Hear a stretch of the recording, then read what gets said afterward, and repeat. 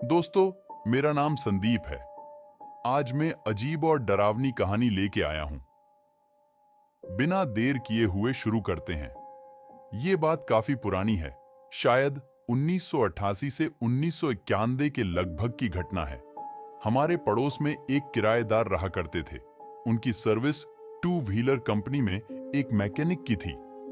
उनकी प्रवृत्ति नास्तिक थी और उनकी पत्नी और बच्चे काफी धार्मिक थे। उनके बीच में हमेशा इसी बात को लेकर झगड़ा होता था कि जब भी कोई धार्मिक समारोह होता, जैसे कोई साधु संत का प्रवचन होना हो या कोई झांकी को, या फिर पड़ोस में किसी के भी यहाँ भजन मंडली का कार्यक्रम हो, तो उनकी पत्नी किसी भी समारोह में पुण्य कमाने का अवसर नहीं खोना चाहती थी। इसीलिए वो जब भी किसी का बुलावा आता या कोई ऊंचे साधु संतों का प्रवचन होता, वो तुरंत वहां जाने के लिए तैयार हो जाती थी।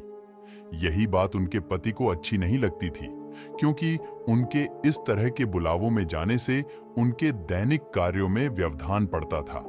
मित्रों, बात भी सही थी, क्योंकि पहली जिम्मेदारी हमारे घर की होती है, बाद में अन्य कार्यों की। लेकिन दोस्तों, उनके पति हमेशा से नास्तिक नहीं थे, क्योंकि जब भी वो किसी देव स्थान से गुजरते अपना सिर जरूर झुकाते थे। इसी से हमने ये बात नोटिस कर ली। ये अंदर से धार्मिक तो जरूर है, लेकिन इनके नास्तिक होने का काफी श्रेय इनकी पत्नी को जाता है, क्योंकि इंसान के कर्म और भाग्य दोनों एक साथ चलते हैं। आप चाहे कितनी भी अच्छी किस्मत लिखा के क्यों न लाए हो, फल तो कर्म के अनुसार ही मिलेगा। इनकी पत्नी को घर के मकान की बहुत लालसा रहती थी, और भाग्य ने साथ दिया तो उनके होम लोन कौन की दिक्कतें दूर हो गईं और उन्होंने अच्छा सा मकान खरीद लिया। दोस्तों, अब यहां से बात शुरू होती है। उनकी पत्नी के कारण उन अंकल को पूजा पाठ और हवन शांति गृह प्रवेश को बिल्कुल सिरे से नकार दिया और घर में शिफ्ट हो गए।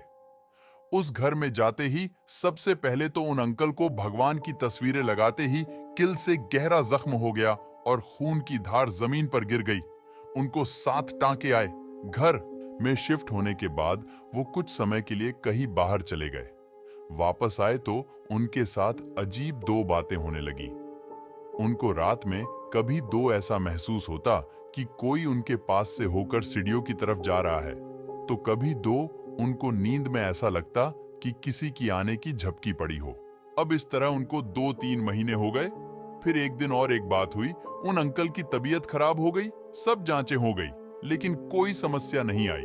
लेकिन वो अंकल अपनी पत्नी से कहते कि मुझे बहुत घुटन महसूस हो रही है और मन भी खराब हो रहा है। वो अपनी पत्नी से बोलते, पता नहीं, मुझे बार बार ऐसा लग रहा है कि बहुत जी भरकर रो। दोस्तों, यहाँ आपको ऐसा लग रहा होगा, ये क्या बात हुई, कोई अपने आप क्यों रोएगा? लेकिन दोस्तों, जो मैंने सुना वही बता रहा हूँ। आगे चलते हैं दोस्तों। उसके बाद वो अपनी पत्नी से बोले कि पता नहीं, पर मुझे लग रहा है कि मैं अनाथ हो गया हूँ और सब मुझे छोड़कर चले गए, इसलिए मुझे रोने की इच्छा हो रही है। उनकी पत्नी बोली, ये क्या बोल रहे हो? कहाँ सब चले गए? ऐसी बातें क्यों कर रहे हो? दोस्तों, समय निकलता रहा। धीरे 2 परिवार में सभी सदस्य उदास 2 से और चुप रहने लगे। कोई किसी से ज्यादा बात नहीं करता था। उनके घर पर कोई भी उनसे मिलने के लिए जाता तो यही कहता, उनके यहाँ तो जाते ही ऐसा महसूस होता है जैसे कोई मर गया हो और उसको जलाने की तैयारी में गए हो, और घुटन सी भी और रोने जैसी हालत हो जाती है। इसलिए हम तो वहां ज्यादा नहीं जाते हैं आजकल। दोस्तों, हम कहते हैं ना कि अच्छे कर्मों का फल हमेशा मिलता है। हम तो शायद ये उनकी पत्नी के अच्छे कर्मों का ही फल मानते हैं कि एक दिन एक सारंगी बजाने वाला, जिसको हम लोग कमली भी कहते हैं, उधर से गुजर रहा था तो उनके बच्चे बाहर ही बैठे थे। अचानक वो दरवाजे के पास आकर रुका और बच्चे को थोड़ी देर देखने के बाद कहा, बेटा, तुम्हारी मम्मी को बुलाओ। बच्चा अंदर जाकर बोला, मम्मी, कोई मांगने वाला आया है, आपको बुलाने के लिए कह रहा है। उस बच्चे की मम्मी को देखकर सारंगी वाला बोला, बेटा, तुम्हारे बच्चे का ध्यान रखना, इसके साथ कोई दुर्घटना होने वाली है। वो बोली, क्या दुर्घटना वाली है? वो बोला, तुम उसे रोक नहीं सकते, जो होना वो तो होकर रहेगा। हम उसे नहीं रोक सकते हैं, पर जितना जल्दी हो सके इस मकान को छोड़ दो, या फिर इस घर में गायत्री पाठ और दुर्गा सप्तशती का 9 दिन तक अखंड पाठ करा लेना।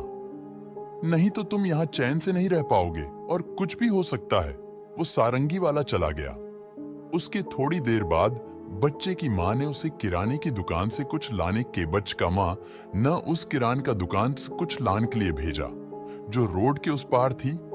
तो वो बच्चा जब सामान लेकर आ रहा था तो उसको किसी स्कूटर वाले ने टक्कर लगा दी। इत्तेफाक से बच्चे को भी 7 टांके आए। अब जब से वो सारंगी वाला बोलकर गया तब से वो घर में दहशत सी फैल गई। फिर उन आंटी ने वहां गायत्री पाठ और सप्तशती चंडी का पाठ कराने की सोच ली, लेकिन जब भी इसका नाम लेते तो उनके पति फिर से इन सभी चीजों को नकारते रहते। उनकी पत्नी की स्थिति ऐसी हो गई जैसे एक तरफ कुंवा एक तरफ खाई और बीच में शेर। एक तरह से देखा जाए तो जब भी इस घर के शुद्धिकरण की बात आती तो हमेशा नकारात्मक सोच ही उभर के आती थी। एक दिन उन अंकल के कोई रिश्तेदार वह मिलने आए जो भजन कीर्तन में व्यस्त रहते थे। उन्होंने भी जब वो जाने लगे तो वो बोले, तुम ये मकान जल्दी से छोड़ दो, नहीं तो कुछ भी हो सकता है। मुझे यहाँ कुछ अच्छा नहीं लग रहा है। फिर काफी जनों की राय लेने के बाद उनको वो घर छोड़ना ही पड़ा। फिर कुछ महीनों बाद वो आंटी एक बुजुर्ग महिला से बातें कर रही थी, तो बातों बातों में उस मकान की जिक्र चला तो उन बुजुर्ग महिला ने बताया कि यहाँ पर एक लड़की छत से गिर गई थी और जब दूसरा परिवार जब रहने आया तो एक दिन घर में करंट फैलने से सात लोग एक साथ मर गए थे। ये घटना उन बुजुर्ग महिला की शादी के समय के आसपास की घटना। तो दोस्तों, इस परे घटनाक्रम में 7 के आंकड़े का माजरा समझ के भी समझ नहीं आया। लेकिन इस किस्से में एक बात तो सही है कि बिना मुहूर्त और पूजा पाठ के कोई महत्वपूर्ण काम करने से क्या दो अनहोनी हो